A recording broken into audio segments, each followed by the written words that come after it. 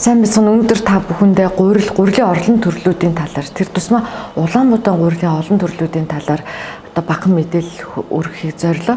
Тэгэхээр одоо манайх нийгэмд бас ингээ гурилгүй тим юм яриад байгаа. Тэгэхээр зэрэг одоо тэр үр тариаг юм уу одоо тэр бүтээгдэхүүнийг хүнсний бүтээгдэхүүнийг нунтаглаж тэр гурил гэдэг бүтэц рүү аваачсан тэр зүйлийг л бид нэр гурил гэж байгаа. Тэгэхээр Улаанбаатар гурил, Майлангийн гурил гэх мэт.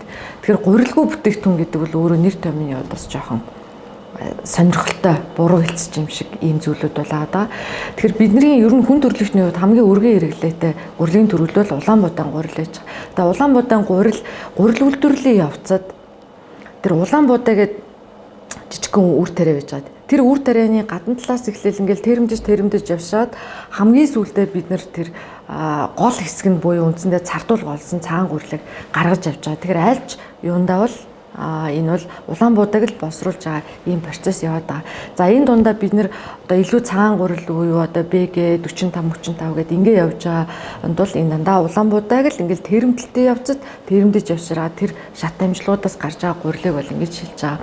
За сүүлийн үед биднэрт Улаанбаатар гурил илүү олон нэр төрлөөр олшроод хэвэгтэй гурил, бүхэл бүрийн гурил гэх мэт ийм олон гурилууд бол орж ирж байна. Тэгэхээр бүхэл бүрийн гурил гэдэг бол Улаанбаатарыг хальстай намт тэрэмдэд гаргаж ирж байгаа ийм гурил гэж байгаа. Тэгэхээр бүхэл бүрийн гурилаар одоо бид нар жишээ нь илүү одоо нарийн боов хийх ч юм уу ингэхэд бол бас зарим үед хөөлт муу таатай биш ийм байдлууд бол гарч ирж байгаа. Тэгэхээр янз бүрийн одоо гурилан бүтээгдэхүүн үйлдвэрлэлийн технологийн шаардлагыг хангахын тулд хэвэгтэй гурил гэж гаргаж ирж байгаа. Хэвэгтэй гурил нь гэж юу вэ гэхээр эхлээ Улаанбаатар гадна хальсыг ингэж тэрэмдэж байгаа.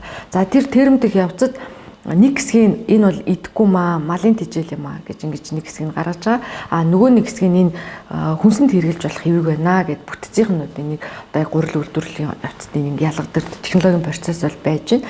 За тэгээд хүнсэнд хэрэглэх хэвгийг бас ялгаж авч байгаа. За тэгээд хүнсэнд хэрэглэх хэвгээ одоо бусад нөгөө Улаанбаатарын дотор юмсан илүү цайвард өнгөтэй гурилуудтай хольж одоо үндсэндээ тэр гурилаа эслэгээр бусад шимт тижээлийн одоо тэр хальсан дагуулж байгаа шимт тижээлээр баяжуулж байгаа гэсэн утгатай.